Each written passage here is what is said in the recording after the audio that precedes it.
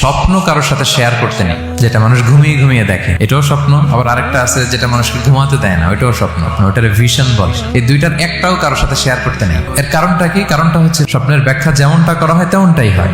আপনি একটা স্বপ্ন দেখলেন, একজনকে একটা বললেন, সে হুট করে একটা ব্যাখ্যা দিয়ে দিল, ওইটাই হয়ে যাবে। এটা আপনার জন্য ভয়ঙ্কর হয়ে যেতে পারে। এক লোক এসে মোহাম্মদ ইবনে সিরিনকে বলল যে আমি দেখলাম আমার ছেলে পানি খেতে খেতে পেটটা এত বড় হয়ে গেছে। এই একই স্বপ্ন আরেকটা লোকও দেখলো, দেখে এক মূর্খের কাছে জিজ্ঞেস করলো। সে বলল, সর্বনাশ, এত বড় পেট হয়ে গেছে, তোমার ছেলে তো মারা যাবে। ঠিকই কদিন পরে ছেলেটা মারা গেল। আর একই স্বপ্ন দেখে এই লোক মোহাম্মদ ইবনে সিরিনকে জিজ্ঞেস করেছিল, উনি বলেছেন যে তোমার ছেলে তো অনেক বড় আলেম হবে। ঠিক তাই হয়েছে, ওই ছেলে অনেক বড় আলেম হয়েছে। এই ভিশনও শেয়ার করা যাবে না কারোর সাথে। বিশাল বড় একটা কিছু প্রজেক্ট নিছেন, শুরু করার আগে আপনি বলে ফেলছেন, শেষ, আর এটা হবে না।